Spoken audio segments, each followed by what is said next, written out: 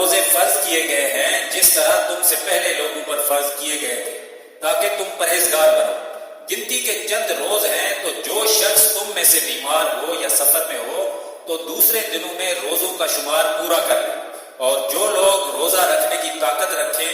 وہ روزے کے بدلے محتاج کو کھانا کھلا دے، اور جو کوئی شوق سے نیکی کرے تو اس کے حق میں زیادہ اچھا ہے، اور اگر سمجھو تو روزہ رکھنا ہی تمہارے حق میں بہتر ہے۔ رمضان کا مہینہ جس میں قرآن نازل ہوا، جو لوگوں کا رہنما ہے اور ہدایت کی کھلی نشانیاں ہیں اور الگ الگ کرنے والا ہے، تو جو کوئی تم میں سے اس مہینے میں موجود ہو چاہیے کہ پورے مہینے کے روزے رکھے، اور جو بیمار ہو یا سفر میں ہو تو دوسرے دنوں میں ان کا شمار پورا کر لے۔ اللہ تمہارے حق میں آسانی چاہتا ہے اور سختی نہیں چاہتا،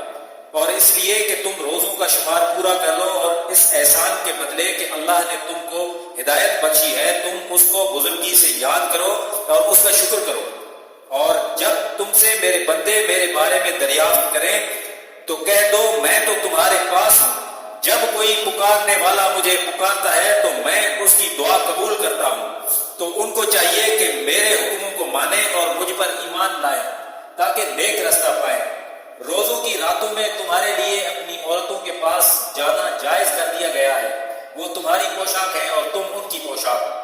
اللہ کو معلوم ہے کہ تم ان کے پاس جانے سے اپنے حق میں خیانت کرتے تھے، سو اس نے تم پر مہربانی کی اور تمہاری حرکات سے درگزر فرمائی۔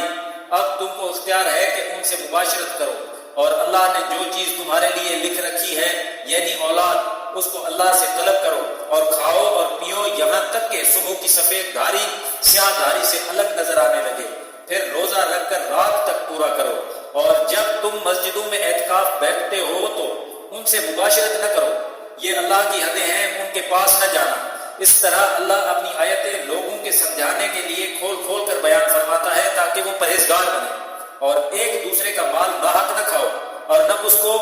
حاکموں کے پاس پہنچاؤ تاکہ لوگوں کے مال کا کچھ حصہ ناجائز طور پر کھا جاؤ، اور تم جانتے بھی ہو۔ صدق اللہ العظیم۔